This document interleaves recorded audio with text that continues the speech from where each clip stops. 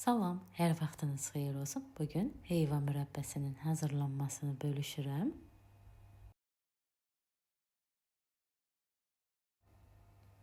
Heyva mürəbbəsinin əzilməməsi üçün bərk heyvalardan istifadə edirəm. Heyvanı təmiz yuduqdan sonra 2 hissəyə ayırıb dilimlərə ayırıram və tumlarını təmizləyirəm.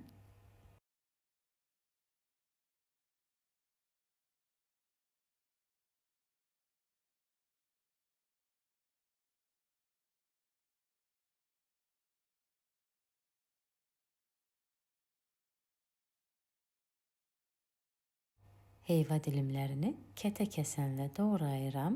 Dilimləri istədiyiniz ölçüdə doğraya bilərsiniz. Mən qalan heyvanı doğrayana qədər qaralmasın deyə soyuq suya əlavə edirəm.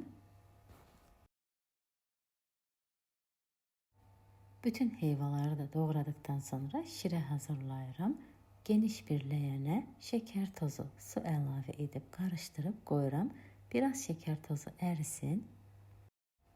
1 kilo heyvaya 1 kilo şəkər tozu, 500 qram su əlavə edirəm. Şəkər biraz suda əridikdən sonra üzərinə soyuq suda saxladığım heyvanı sudan çıxardıb əlavə edirəm. Qoyuram, qaynara düşsün. Qaynamağa başladı artıq.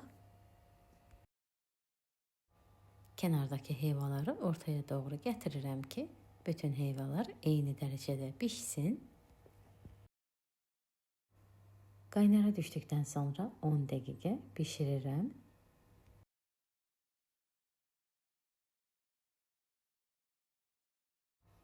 On dəqiqə qaynatdım. 10 dəqiqə qaynadıktan sonra ocağı söndürüb tam soyuyana qədər gözləyirəm. Yarı limon doğrayıram mürəbbə üçün.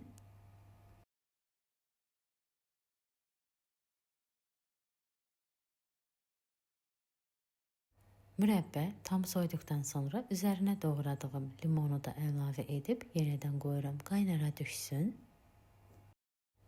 Mürəbbə hazır olana qədər bişirirəm.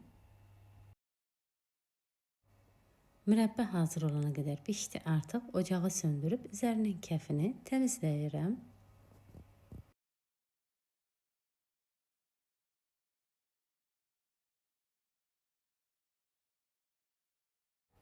Bankaya yığıb qapaqlı ağzını bağlayıram. Bir dənəsi də əzilmədən, rəngi də gözəl, ətri də gözəl heyva mürəbbəsi alınır.